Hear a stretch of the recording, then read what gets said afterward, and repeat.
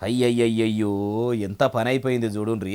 నారుమల్లు మొత్తం పర్రెలు పెట్టి ఎక్కడికక్కడ ఎండి నెర్రెలు వారినాయి. పేరుకి వానకాలం గాని కాలమే లేకపోయే వరకల్లా వానమ్మ వానమ్మ వానమ్మ ఒక్కసారన్న వచ్చిపోయే వానమ్మ అని వానమ్మను వరి నాట్లు చేసిన అన్నదాతలు కొలుసుకొని తలుసుకున్న సుక్క శనుకు కూడా సక్క వడకపోయే వరకల్లా మొత్తం పరిశాన్ అయ్యి పొలాలు ఎండిపోయే కాడికి వచ్చిందట.